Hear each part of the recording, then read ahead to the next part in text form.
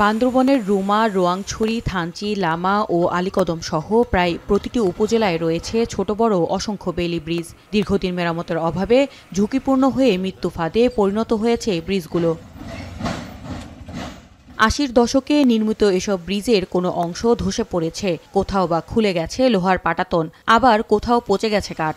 এ অবস্থায় বালুর বস্তা ও লোহার পাটাতন দিয়ে কোনো মতে মেরামত করে চলছে কাজ। ঝুঁকিপূর্ণ এসব সেতুর উপর দিয়ে প্রতিদিন চলাচল করছে ছোট বড় অসংখ্য যানবাহন।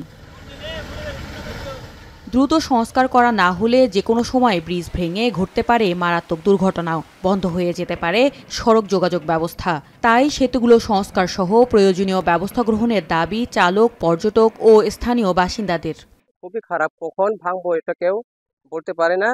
তো আমাদের কাজের লোকেরা আমরা অনেক কষ্ট হচ্ছে, এই গাড়ি যাওয়ার আসা যাওয়ার এগুলা অনেক কষ্ট হচ্ছে। ব্রিটিশ আমলের এগুলা দেখেন আপনি মরিচা ধরে গেছে, আর এগুলো গাড়ি চালার এখন উপযোগী না। ব্রিজগুলো অল্প অল্প সংস্কার করে, তারপরে আর কোনো খোঁজ খবর নাই। এটা অনেক পুরাতন ব্রিজ, আমরা চাই এটা দ্রুত সংস্কার হোক।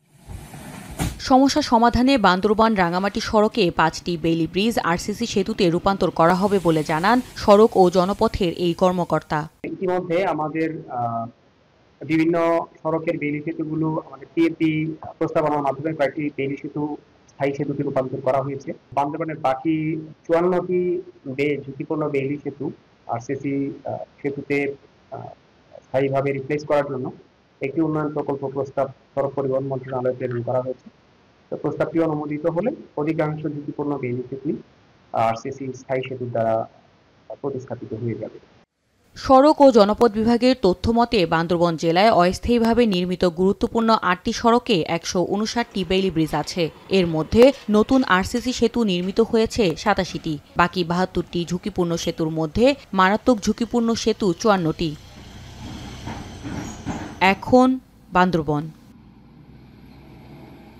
বিশ্বের সর্বাধুনিক প্রযুক্তিতে প্রস্তুতকৃত Arik silver wash detergent powder 500 গ্রাম মাত্র 70 টাকা। রিমার্ক।